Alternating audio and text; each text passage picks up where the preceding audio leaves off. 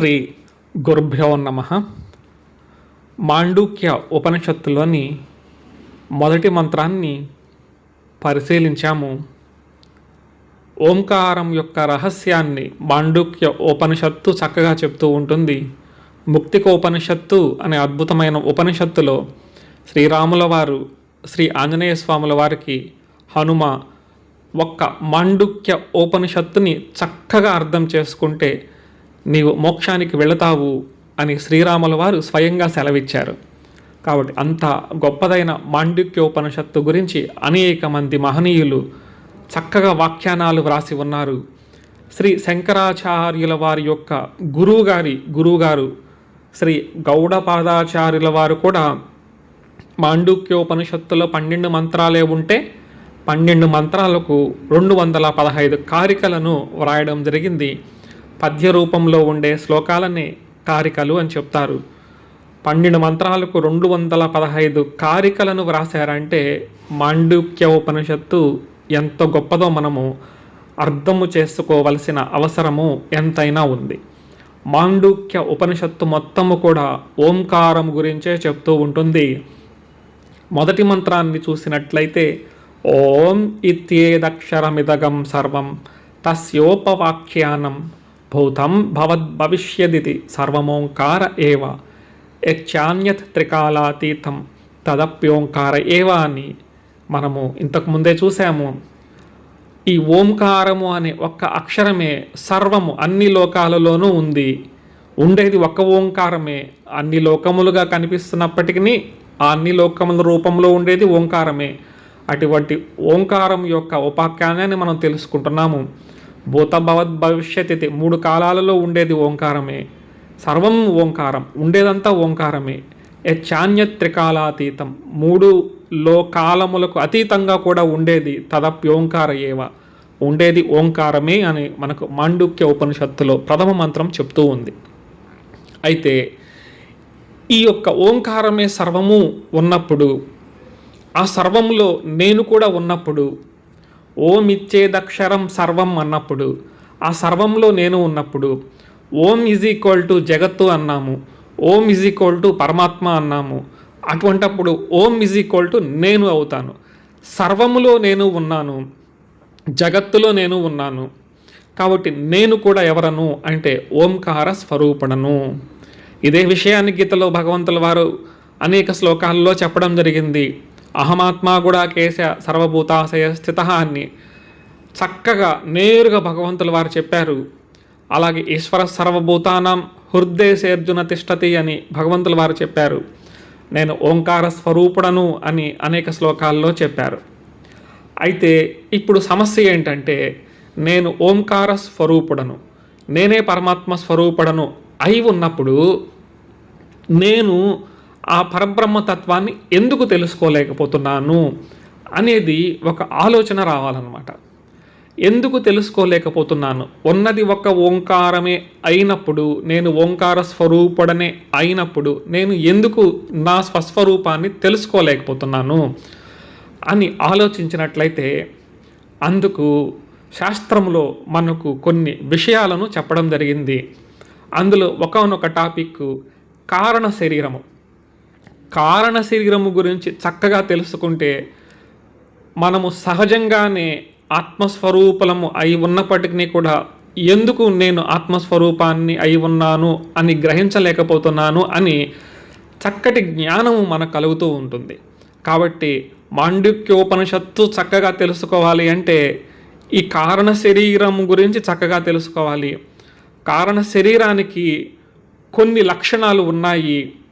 అవి ఆవరణ ధర్మాలు అంటారు, విక్షేప ధర్మాలు అంటారు. వీటి గురించి కూలంకుషంగా తెలుసుకుంటే మనము మోక్షానికి వెళ్లకుండా అడ్డుపడుతున్న ఆ బంధము ఏమిటో మనకు తెలిసిపోతూ ఉంటుంది. ఆ కారణ శరీరం గురించి తెలుసుకునే ప్రయత్నం చేద్దాం. అయితే కారణ శరీరము గురించి తెలుసుకోవాలి అంటే అసలు మొత్తం ఎన్ని శరీరాలు ఉన్నాయి ఒక అవగాహన ఖచ్చితంగా మనకు ఉండాలి. మొత్తము శరీరాలు చూసినట్లయితే మనకు భౌతికంగా రక్తమాంసాలు కనిపించేది ఒక శరీరము, దీనిని స్థూల శరీరము అని చెప్తారు. ఇది 24 తత్వములతో ఉంటుంది. దీని లోపల సూక్ష్మ శరీరము ఉంటుంది. దీనిని లింగ శరీరము అని కూడా అని చెప్తూ ఉంటారు. ఈ సూక్ష్మ శరీరము 19 తత్వములతో ఉంటుంది. దీని లోపల కారణ శరీరము అనేది ఉంటుంది. ఈ కారణ శరీరము సత్వ రజస్తమో గుణములతో ఉంటుంది. మొత్తానికి ఈ కారణ శరీరం అంటే సత్వరజస్తమో గుణముల యొక్క త్రిగుణముల కలయికనే కారణ శరీరం అని చెప్తారు. అలాగే మనకు శాస్త్రంలో పంచకోశముల గురించి చెప్తూ ఉంటారు. ఒక కత్తి ఉన్నప్పుడు ఆ కత్తికి వర అనేది ఏ విధంగా ఉంటుందో, ఆ కత్తిని దాచిపెట్టేందుకు ఒక తొడుగులాగా ఏ విధంగా ఉంటుందో, అలాగే ఈ ఆత్మ చైతన్యం చుట్టూ ఈ 3 కూడా భౌతికమైన దేహాలు ఉంటాయి. ఒకటి స్థూల శరీరము, ఒకటి సూక్ష్మ శరీరము, కారణ శరీరము కూడా ఆత్మ చైతన్యం చుట్టూ ఉంటాయి. వీటిని పంచకోశములు అని కూడా అని చెప్తూ ఉంటారు. మనకు పంచకోశములు కనుక ఒకసారి చూసినట్లయితే బయట కనిపించే స్థూల దేహం ఏదైతే ఉంటుందో రక్తమాంసాలతో, దీనిని అన్నమయ కోశము అని చెప్తూ ఉంటారు.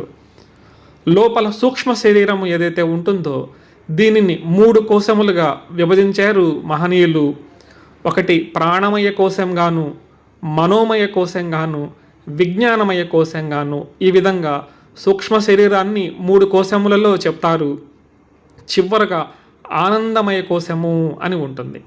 ఈ ఆనందమయ కోశాన్నే కారణ శరీరము అని చెప్తూ ఉంటారు. అంటే మన 3 దేహములు ఏవైతే ఉన్నాయో 3 దేహములనే పంచకోశములుగా చెప్తూ ఉంటారు. స్థూల దేహము ఈజ్ ఈక్వల్ టు అన్నమయ కోశము, సూక్ష్మదేహము ఈజ్ ఈక్వల్ టు మనోమయ, ప్రాణమయ, విజ్ఞానమయ కోశము, కారణ శరీరము ఈజ్ ఈక్వల్ టు ఆనందమయ కోశము అన్నమాట. ఈ విధంగా మన ఆత్మ చైతన్యం చుట్టూ ఈ 3 శరీరాలు లేదా పంచకోశములు ఆవరించుకొని ఉంటాయి అన్నమాట.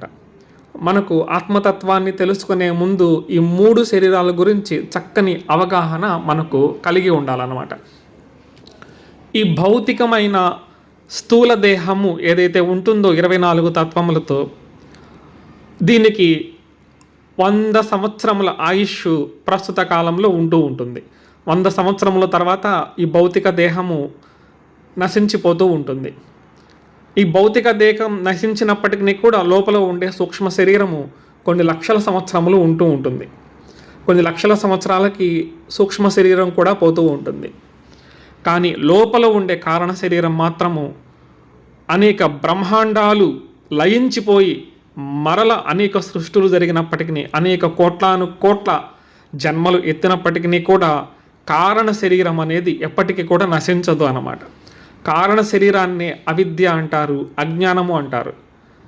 ఎప్పుడైతే నేనే ఆత్మతత్వాన్ని అయి ఉన్నాను, అహం బ్రహ్మాస్మి స్థితిని ఎప్పుడైతే మనము అనుభవపూర్వకంగా తెలుసుకుంటామో అప్పుడు కారణ శరీరము విచ్ఛిన్నమైపోతూ ఉంటుంది. కారణ శరీరము విచ్ఛిన్నమైపోతే మనము మోక్షాన్ని పొందుతామన్నమాట. అంతవరకు మోక్షాన్ని పొందేంతవరకు కూడా ఈ కారణ శరీరము అనేక కోటానుకోట్ల సూక్ష్మ శరీరాలను సృష్టిస్తూ ఉంటుంది. అనేక కోటానుకోట్ల స్థూల శరీరాలను సృష్టిస్తూ ఉంటుందన్నమాట. అంటే ఈ కారణ శరీరము ఒక ప్రొడక్షన్ హౌస్ లాంటిదన్నమాట, ఒక ఫ్యాక్టరీ లాంటిదన్నమాట. అనేక భౌతికమైన శరీరాలను, సూక్ష్మ శరీరాలను సృష్టిస్తూ ఉంటుంది. మనము గత జన్మలలో చేసుకున్న పుణ్యపాపములు లేదా మనలో ఉండే కోరికలన్నీ కూడా వాసన రూపంలో ఈ కారణ శరీరంలో స్టోరేజ్ అయి ఉంటాయన్నమాట. మన గత జన్మలలో చేసుకున్న పుణ్యములు అందులో స్టోర్ అయి ఉంటాయి.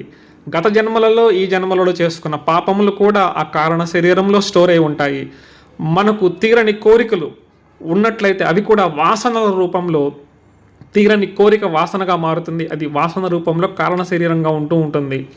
ఈ కారణ శరీరము మనలో ఉండే పుణ్యపాప కర్మలను అనుసరించి, మన లోపల ఉండే వాసనలను అనుసరించి అనేక సూక్ష్మ స్థూల దేహాలను సృష్టిస్తూ ఉంటుందన్నమాట. అలాగే ఈ దేహాలను పరిశీలించినట్లయితే ఈ దేహాల గురించి మాండుక్యోపనిషత్తులో ఓంకార రహస్యంలో ఏం చెప్తూ ఉంటుందంటే, ఓంకారాన్ని 4 పాదములుగా మాండుక్యోపనిషత్తులోని 2వ మంత్రం నుంచి చెప్పడం ప్రారంభిస్తారు. అంటే మాండుక్య ఉపనిషత్తులోని 2వ మంత్రాన్ని తెలుసుకోవాలి అంటే చక్కగా ఆ 4 పాదములు ఏవైతే ఉన్నాయో ఓంకారానికి అది తెలుసుకోవాలి. మొదటి పాదాన్ని అకారము అని చెప్తారు, రెండవ పాదాన్ని ఉకారము అని చెప్తారు, మూడవ పాదాన్ని మకారము అని చెప్తారు, నాలుగవ పాదాన్ని అర్ధమాత్ర అని చెప్తారు. అంటే ఓంకారము ఈజ్ ఈక్వల్ టు అకారము ప్లస్ ఉకారము ప్లస్ మకారము ప్లస్ అర్ధమాత్ర. దీన్ని చతుష్పాదము అని మాండుక్యోపనిషత్తులో ఒక పదముతో చెప్తూ ఉంటారనమాట. అకార ఉకార మకార అర్ధమాత్రలను మొత్తము కలిపి ఓంకారము అని చెప్తారు. ఇప్పుడు మరలా మన దేహాలను పరిశీలించినట్లయితే స్థూల దేహం గురించి చెప్పుకున్నాము, సూక్ష్మదేహం చెప్పుకున్నాము, కారణదేహం చెప్పుకున్నాము, లోపల ఆత్మ చైతన్యము చెప్పుకున్నాము. ఈ 4 ఓంకారానికి ఎలా అన్వయం చేసి మాండుక్యోపనిషత్తులో చెప్పబడి ఉందో క్లుప్తంగా తెలుసుకునే ప్రయత్నం చేద్దాము. అంతకన్నా ముందు వ్యష్టి అని సమిష్టి అని 2 పదాలను మనము చక్కగా అర్థము చేసుకుని ఉండాలన్నమాట. ఒక ఉదాహరణను పరిశీలించినట్లయితే ఒక వివాహం జరుగుతూ ఉంది. ఆ వివాహంలో 500 మంది అతిథులు రావడం జరిగిందనమాట. ఈ 500 మంది అతిథులు వచ్చినప్పుడు వారికి భోజన సదుపాయాలు ఏర్పాటు చేసే క్రమంలో ముందుగా ఒక పెద్ద పాత్రలో అన్నము ఉంటుంది, ఒక పెద్ద పాత్రలో సాంబారు, ఒక పెద్ద పాత్రలో రసము. ఈ విధంగా వడ్డించక ముందు ఏదైతే ఉంటుందో అవన్నీ కూడా పెద్ద పెద్ద పాత్రలలో ఉంటాయన్నమాట. ఇప్పుడు అన్నము ఉండే పాత్రను ఏమని చెప్తామంటే సమిష్టి అన్నము పాత్ర అని చెప్తాము. సమిష్టి అంటే వడ్డించక ముందు ఏదైతే ఉందో, మొత్తముగా ఏదైతే ఉందో ఆ మొత్తాన్ని ఏమని చెప్తారంటే సమిష్టి అన్నము ఉండే పాత్ర అని చెప్తూ ఉంటాము. ఇప్పుడు ఈ అన్నాన్ని ఆ పెళ్ళికి వచ్చిన 500 మందికి వారి దగ్గర ఉన్న ఒక్కొక్క ప్లేటులో వడ్డించడం అనేది జరుగుతూ ఉంటుంది. ఇప్పుడు ప్రారంభంలో ఒకటిగా ఉన్న అన్నము ఏమైందంటే 500 మంది వ్యక్తులకు పంచబడిందనమాట. ఇప్పుడు పంచబడిన తర్వాత ఒక్కొక్కరి ప్లేటులో కూడా అన్నము ఉంటుంది, ఒక్కొక్కరి ప్లేటులో కూడా సాంబారు, రసము, ఇవన్నీ కూడా ముందు సమిష్టిగా ఒకటిగా ఉన్నవి ఇప్పుడు 500గా విభజించబడ్డాయన్నమాట. ఇలా ఒక్కొక్క దానిని ఏమని చెప్తామంటే వ్యష్టి అన్నము అని చెప్తారు. మొత్తాన్ని సమిష్టి అని చెప్తారు, వ్యక్తిగతంగా ఉండే ప్లేటులో ఉన్న దానిని వ్యష్టి అనేసి చెప్తారనమాట. ఈ విధంగా సమిష్టి వ్యష్టి అనే 2 భావనలను మనం అర్థం చేసుకుంటే ఈ ఓంకారాన్ని గురించి ఇంకా స్పష్టంగా మనం తెలుసుకోవచ్చు. సమిష్టి అంటే మరలా పరిశీలిస్తే అందరికీ పంచక ముందు ఏదైతే అన్నపాత్ర ఉన్నిందో దాన్ని సమిష్టి అన్నము అంటారు. అందరికీ పంచిన తర్వాత ఒక్కొక్క ప్లేటులో ఉండే అన్నాన్ని వ్యష్టి అనేసి చెప్తూ ఉంటారనమాట. అలాగే పరబ్రహ్మతత్వాన్ని చూసినట్లయితే సత్తు చిత్తు ఆనంద స్వరూపం ఏదైతే ఉంటుందో అది పరబ్రహ్మ అనేసి మనకు అనేక మంది గురువులు చెప్పడం జరిగింది, శాస్త్రాలు చెప్తూ ఉన్నాయి.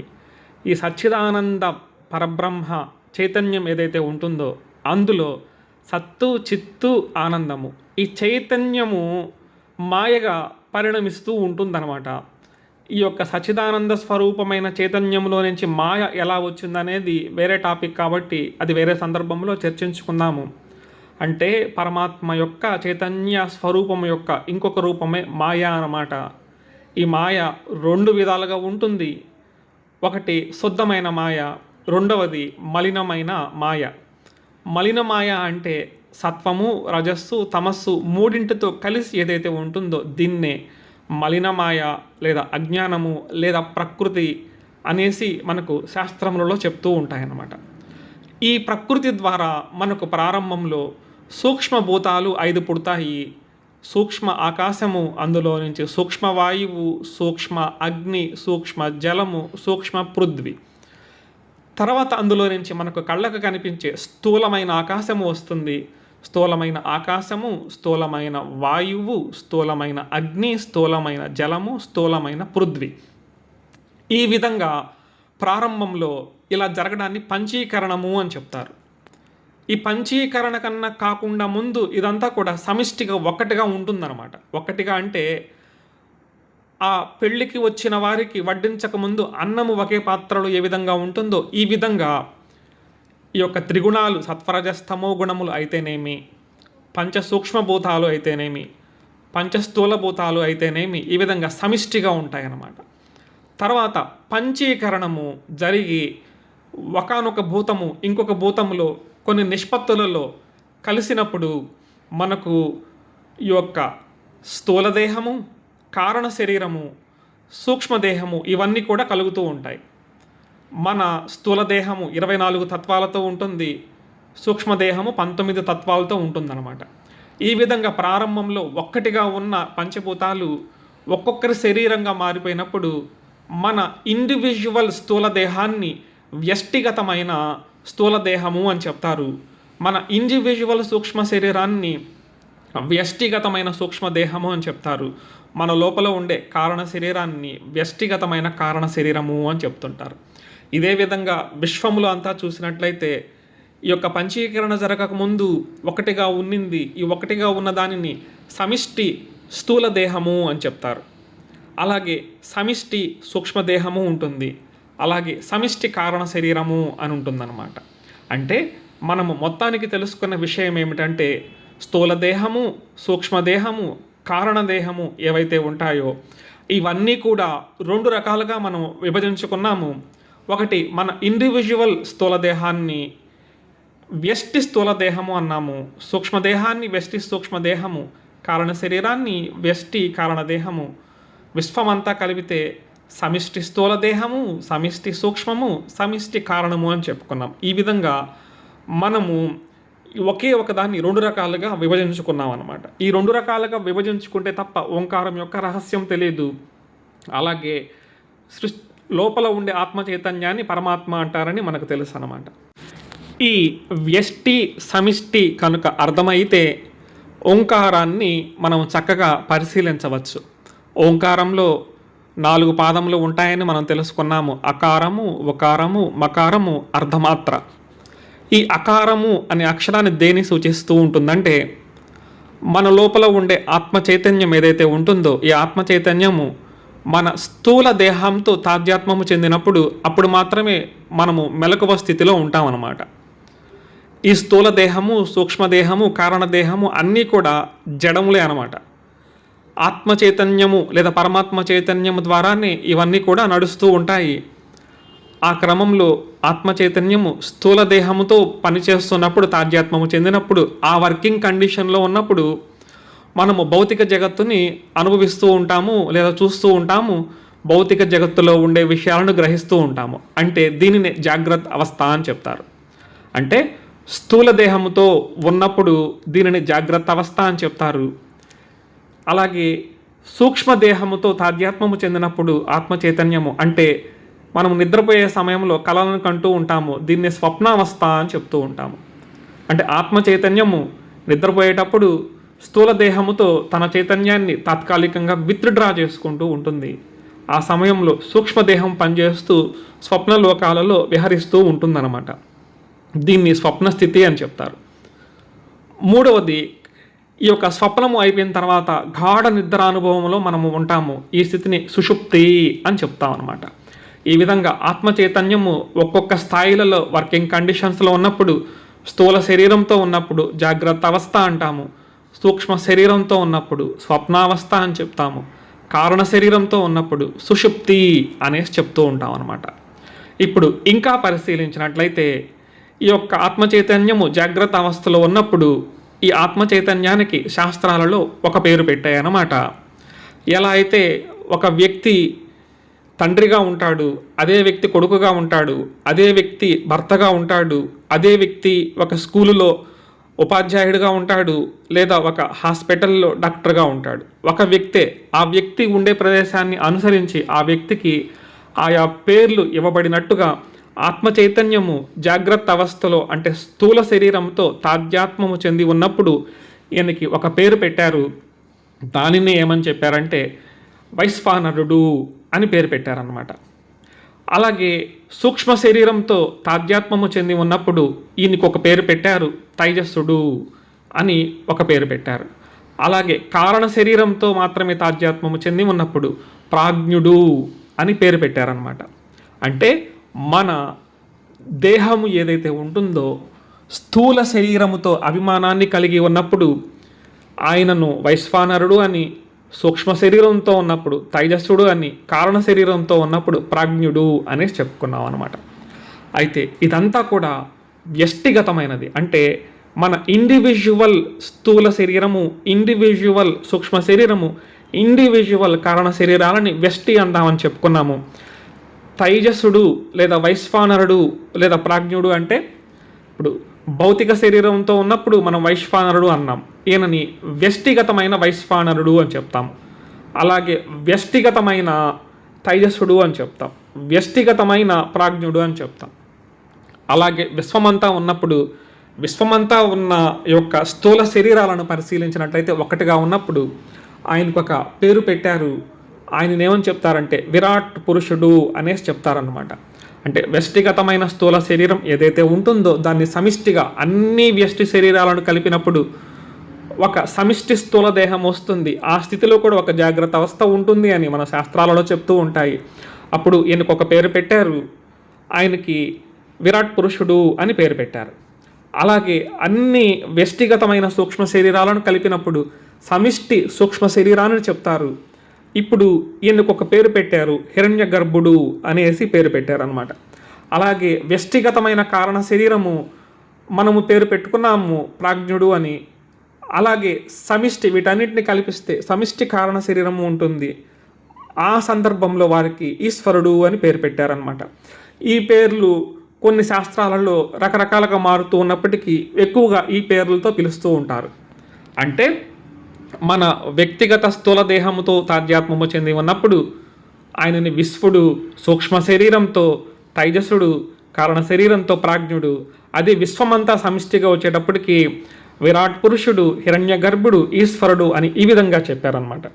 ఇప్పుడు ఓంకారాన్ని కనుక పరిశీలించినట్లయితే అకారము అనే సంకేతము దేన్ని సూచిస్తూ ఉంటుందంటే వ్యక్తిగతంగా ఉండే స్థూల శరీరాల మరియు సమిష్టిగా ఉండే స్థూల శరీరాల మొత్తాన్ని అకారము అనేసి ఒక సంజ్ఞతో చూపిస్తారు శాస్త్రంలో. ఇంకా మేలడానికి స్థూల భౌతికమైనదంటూ ఏమీ ఉండదు.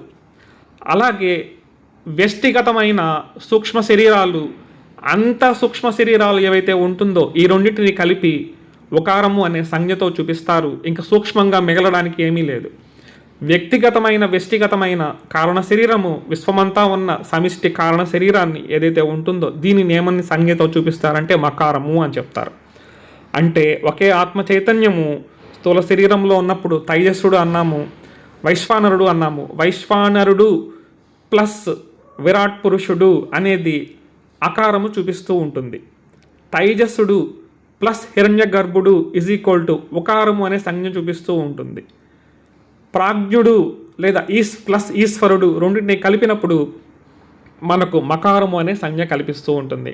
కాబట్టి అకార, ఉకార, మకారాలు అన్నిటినీ కూడా ఈ భౌతిక జగత్తులో చూపిస్తూ ఉంటారు. ఈ భౌతిక జగత్తు కన్నా కూడా అన్యంగా ఏమి ఉంటుందంటే పరమాత్మ తత్వం ఉంటుంది. దాన్ని అర్ధమాత్రా తత్వంతో మనకు శాస్త్రంలో చూపిస్తూ ఉంటారన్నమాట. కాబట్టి మనము ఓంకారము అనే భావన చేసేటప్పుడు ఇవన్నీ కూడా మన మనస్సులో చక్కగా ఉండాలి అన్నమాట. అకారము అంటే దేనిని అంటారు? సమిష్టి లేదా వ్యష్టి స్థూల శరీరాలు. అలాగే ఉకారము అంటే సమిష్టి లేదా వ్యష్టి సూక్ష్మ శరీరాలు. మకారము అంటే సమిష్టి లేదా వ్యష్టి కారణ శరీరాలు. ఇవన్నీ కూడా భౌతిక జగత్తులో ఉంటాయి. వీటన్నిటికి అతీతంగా పరమాత్మ తత్వము అర్ధమాత్ర స్వరూపంగా ఉంటుంది అని మనం చక్కగా భావన తెలుసుకుని ఉండాలన్నమాట. ఈ భావన సరిగ్గా తెలుసుకుని ఉంటేనే ఓంకార అర్థాన్ని చక్కగా గ్రహించినట్టు. ఇదంతా కూడా మాండూక్యోపనిషత్తులో రాబోయే శ్లోకాలలో విస్తారంగా వస్తూ ఉంటుందన్నమాట. అలాగే మనము శ్రీరాముల వారినో, శ్రీకృష్ణ భగవానుల వారినో, అమ్మవారినో, పరమశివుల వారినో ధ్యానం చేసేటప్పుడు వారి మంత్రాన్ని మనము చెప్తూ ఉంటాము. ఓం నమో నారాయణాయ అంటూ ఉంటాము, నమశివాయ అంటూ ఉంటాము, శ్రీమాత్రే నమః అంటూ ఉంటాము.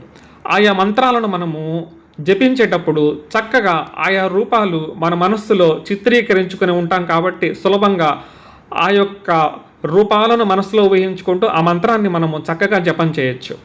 అలాగే మనము ఓంకారాన్ని ఎప్పుడైతే మనము సాధన చేస్తూ ఉంటామో ఈ ఓంకారాన్ని సాధన చేసేటప్పుడు ఈ విధమైన అర్థాన్ని మనం గ్రహించి ఉండాలి. అకారము అంటే ఏంటి, ఉకారము అంటే ఏమిటి, మకారము అంటే ఏంటి, అర్ధమాత్ర అంటే ఏంటో తెలుసుకోవాలి. జాగ్రత్త అవస్థ అంటే తెలియాలి. జాగ్రత్త అవస్థను దాటి స్వప్నావస్థ తెలియాలి, సుషుప్తి అవస్థ తెలియాలి. వీటన్నిటికీ అతీతమైన తురి అవస్థలో పరమాత్మతత్వం ఉంటుందని తెలుసుకోవాలి. జాగ్రత్త, స్వప్న, సుషుప్తి అవస్థలకు అతీతమైన తురియ స్థితిలో పరమాత్మతత్వాన్ని మనము దర్శించే విధంగా కూడా చూసుకోవాలి. అయితే ఈ ఓంకారాన్ని సాధన చేసే క్రమంలో మనము ఓం అనేది మనము ఉచ్చరిస్తూ ఉంటాము. తద్వారా ఏమవుతూ ఉంటుందంటే మన లోపల శక్తి బాహ్యంగా బయటికి వస్తూ ఉంటుంది, శక్తిని నష్టపోతూ ఉంటాం అన్నమాట. మన గురువుగారు చక్కగా ఓంకార సాధన ఎలా చేయాలి అనేది మనకు ఉపదేశ రూపంలో ఇచ్చారు. కాబట్టి ఇది సాధన గురువు గారి ద్వారా మాత్రమే తెలుసుకోవాలి. కాబట్టి ఈ ఓంకార సాధన చెప్పడం లేదు. అయితే మనం ఓంకార సాధన చేసేటప్పుడు ఎటువంటి అర్ధ సహితంగా మనం ఓంకార సాధన చేయాలి అని అకార, ఉకార, మకార అర్ధమాత్ర స్వరూపాలు, జాగ్రత్త, స్వప్న, సుషుప్తి, తురియ అవస్థల గురించి మనము చక్కగా ఇప్పుడు చెప్పుకోవడం అనేది జరిగిందనమాట. కాబట్టి ఇవన్నీ మనం క్లుప్తంగా చెప్పుకున్నాము. మిగతా మాండుక్యోపనిషత్తు మంత్రాలలో ఇంకా విస్తారంగా వస్తుంది. అంటే ఆ మంత్రాలను తెలుసుకునే ముందు ఒక ప్రాథమికమైన అవగాహన క్లుప్తంగా ఉన్నప్పుడు మాత్రమే మనకు చక్కగా ఆ మంత్రాలు అర్థమయ్యే అవకాశం అనేది ఉంటుందన్నమాట. ఇంతవరకు తెలుసుకున్న దానిని ఒక చక్కని ఉదాహరణతో సమన్వయం చేసుకొని పరిశీలించినట్లయితే ఇంకొంత అవగాహన అనేది పెరుగుతూ ఉంటుంది. కొన్ని ఇసుక రేణువులన్నిటినీ మనము కలిపి ముద్దగా చేసి ఒక చక్కని బొమ్మగా తయారు చేసామనుకోండి, అది ఏ రూపమైనా కావచ్చు. ఇప్పుడు ఒక్కొక్క ఇసుక రేణువు కలిపి కొన్ని ఇసుక రేణువులుగా మారి ఇదంతా ఒక బొమ్మగా తయారైందనమాట. ఇప్పుడు ఇందులో 2 విషయాలు దాగి ఉన్నాయి. ఒకటి పెద్ద బొమ్మగా మనకు కనిపిస్తుంది, దీనినే సమిష్టి అని చెప్తారు. అలాగే ఈ పెద్ద బొమ్మ ఎలా తయారైందంటే ఒక చిన్న ఇసుక రేణువుతో మొదలైంది. అంటే ఒక ఇసుక రేణువుని ఏం చెప్తామంటే వ్యష్టి అని చెప్తాం. వ్యష్టి ఇసుక రేణువులు అన్నీ కలిస్తేనే సమిష్టిగతమైన ఆ పెద్ద బొమ్మ తయారైందనమాట. ఇప్పుడు ఆ పెద్ద బొమ్మని మనము సమిష్టి విరాట్ పురుషుడు అన్నామనుకోండి. ఇప్పుడు మన ఇండివిజువల్ ఇసుక రేణువు ఏదైతే ఉంటుందో దానిని మనము వైశ్వానరుడు అని ఈ విధంగా చెప్పుకుంటూ వచ్చాము. అంటే ఇప్పుడు ఆ పెద్దగా ఉండే దానిని ఈ చిన్న ఇసుక రేణువు ప్రార్థించింది అనుకున్నాం అనుకోండి. అప్పుడేమవుతుంది, ఎవరు ప్రార్థిస్తున్నారు? ఆ పెద్ద బొమ్మలోనే కదా ఇసుక రేణువు ఉండేది, అందుకు భిన్నము కాదు కదా. మొత్తంగా చూసినప్పుడు ఇసుక బొమ్మ, అందులోనే ఇసుక రేణువు ఉందన్నమాట. అంటే ఇసుక రేణువు ఎప్పుడైనా ప్రార్థన చేసింది అనుకోండి, నాకు మోక్షము కావాలని, ఎవరిని ప్రార్థన చేస్తున్నట్టు? తనను తానే ప్రార్థన చేస్తున్నట్టు అనమాట. కాబట్టి ఇసుకకి, ఆ వ్యష్టిగతంగా ఉండే ఇసుక రేణువుకి, సమిష్టిగా ఉండే ఇసుక రేణువులకి తేడా ఏమీ ఉండదు. రెండు ఒకటే అయినప్పుడు, తానే పరమాత్మ స్వరూపము అయి ఉన్నప్పుడు, తానే సహజంగానే మోక్ష స్వరూపుడు అయి ఉన్నప్పుడు, ఆ మోక్ష స్వరూపానికి ఎందుకు వెళ్ళలేకపోతున్నాం? మన స్వస్వరూపాన్ని ఎందుకు తెలుసుకోలేకపోతున్నాం అనేది సమస్య అన్నమాట. అంటే మనమే సహజంగానే మోక్ష స్వరూపం అయినప్పుడు ఎందుకు మోక్షానికి మనం వెళ్ళలేకుండా అనేక జన్మలు తీసుకుంటూ ఉన్నాము. అవి వేలల్లో ఉండొచ్చు, లక్షల్లో ఉండొచ్చు, కోట్లల్లో ఉండొచ్చు అనమాట. అనంతంగా సాగే ప్రయాణము ఎందుకు సాగుతూ ఉందంటే దాని గురించి మనం చక్కగా పరిశీలించాలన్నమాట. సహజంగానే మనమే అహం బ్రహ్మాస్మి స్థితిలో ఉన్నప్పటికీ అది తెలుసుకోలేకపోవడానికి కారణం ఏంటంటే, ఇప్పుడు ఒక చక్కటి దీపం అనేది వెలుగుతూ ఉంటుంది. పాతకాలంలో పల్లెటూరుల్లో ఒక దీపపు చిమ్నీ ఉంటుంది. ఒక గాజు గ్లాసు లోపల ఒక వెలుగు అనేది వస్తూ ఉన్నప్పుడు, గాజు గ్లాసు లోపల ఉండే ఆ యొక్క వెలుగు ద్వారా, దీపపు వెలుగు ద్వారా పొగ అనేది కమ్ముకుంటే ఏమవుతుందంటే, చుట్టూ ఉండే దీపపు ఆ యొక్క గాజు గ్లాసు నల్లగా మారుతూ ఉంటుంది. ఈ నల్లగా మారినప్పుడు లోపల ఉండే జ్యోతికి ఎటువంటి ఇబ్బంది లేదు. కానీ బయట ఉండే వారికి ఏమవుతుందంటే, లోపల ఉండే జ్యోతి కనిపించకుండా నల్లగా కనిపిస్తూ ఉంటుంది. ఆ యొక్క కాంతి అనేది కనిపించకుండా మసకగా చీకటిగా ఉంటుందన్నమాట. అలాగే సూర్యభగవానుల ద్వారా ఆ యొక్క సముద్రములలోని వర్షాన్ని గ్రహించి మేఘములుగా మార్చినప్పుడు దూరంగా భూలోకంలో ఉండి చూసేవారికి మేఘాలు అడ్డుపడడం ద్వారా సూర్యభగవానుల వారి దర్శనం అనేది మనకు కలగడం లేదు. ఇలాంటి ఉదాహరణలు అనేకం పరిశీలించినప్పుడు ఈ పరమాత్మ తత్వంలో నుంచి, పరమాత్మ చేతంలో నుంచి వచ్చిన మాయయే ఏమవుతుందంటే, ఆ యొక్క ఒక అవిద్యా కవచంలాగా మన లోపల ఉండే ఆత్మ చైతన్యము చుట్టూ ఉండడం ద్వారా ఏమవుతూ ఉంటుందంటే, నేనే పరబ్రహ్మతత్వాన్ని అని తెలుసుకోకుండా మనము అజ్ఞానము కారణంగా అనేక జన్మలను తీసుకుంటూ ఉన్నాం అన్నమాట. ఆ యొక్క మాయ ఆవరణముని ఏమని చెప్తామంటే కారణ శరీరము అని చెప్తామన్నమాట. కాబట్టి మనము స్వతహాగా ఆత్మజ్ఞానులం అయినప్పటికీ, పరమాత్మ స్వరూపము అయినప్పటికీ, మోక్ష స్వరూపమే అయినప్పటికీ కూడా నేను పరమాత్మ స్వరూపాన్ని అని తెలుసుకోకుండా ఎవరు ఆపుతున్నారంటే కారణ శరీరము అనేది ఆపుతూ ఉందన్నమాట. ఈ కారణ శరీరము ఎప్పుడు పోతుందంటే గురువు ద్వారా, గురువు గారిని సమర్పించి, గురువు గారి ద్వారా ఆత్మజ్ఞానాన్ని, ఉపదేశాన్ని పొంది వారు చెప్పిన సాధనని మనము చేసినప్పుడు ఈ కారణ శరీరము నేనే పరమాత్మ స్వరూపాన్ని అయి ఉన్న జ్ఞానాన్ని గ్రహించినప్పుడు కారణ శరీరము విచ్ఛిన్నమవుతూ ఉంటుంది. అప్పుడు సహజంగానే మనం మోక్ష స్వరూపలం కాబట్టి మోక్షానికి వెళతామన్నమాట. కాబట్టి ఇంతవరకు మనం చెప్పుకున్న విషయం ఏదైతే ఉంటుందో మనము స్వతహాగానే ఆత్మస్వరూపులమైనప్పటికీ కూడా నేనే ఆత్మస్వరూపాన్ని అని తెలుసుకోలేకపోవడానికి కారణం ఏంటంటే మన లోపల ఉండే కారణ శరీరమే. ఈ కారణ శరీరాన్ని అజ్ఞానము అని చెప్తారు, అవిద్య అని చెప్తారు, సత్వరజస్తమో గుణాలతో కూడిన ప్రకృతి అనేసి చెప్తూ ఉంటారనమాట. ఇదే అనేక స్థూల దేహాలను, అనేక సూక్ష్మదేహాలను పుట్టించడానికి కారణమవుతూ ఉంటుంది. అలాగే సృష్టిలో ఉండే ప్రకృతి తత్వం ఏదైతే ఉంటుందో ఆ ప్రకృతి తత్వం కూడా అనేక కోటాను కోట్ల బ్రహ్మాండాలను ఎలా సృష్టిస్తూ ఉంటుందో అందులో నుంచి వచ్చిన కొంత భాగం ఏదైతే ఉంటుందో మన లోపల కారణ శరీరంగా ఉండి అనేక కోటాను కోట్ల స్థూల సూక్ష్మ శరీరాలను మనకు కలగజేస్తూ ఉంటుంది, మరలా పుట్టిస్తూ ఉంటుంది. కాబట్టి మనము ఇంత చెప్పుకున్నాక ఒక కన్క్లూజన్కి వచ్చాము. కారణ శరీరము గురించి తెలుసుకున్నట్లయితే మనలో ఉండే దుఃఖము లేదా అజ్ఞానము చక్కగా తొలగిపోతూ ఉంటుంది.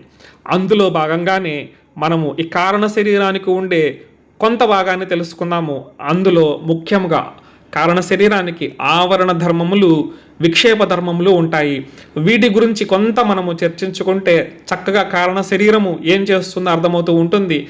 ఏ విధంగా మనకు బంధనాలలో చిక్కుకునేటట్టుగా చేస్తుందో అర్థమవుతూ ఉంటుందన్నమాట.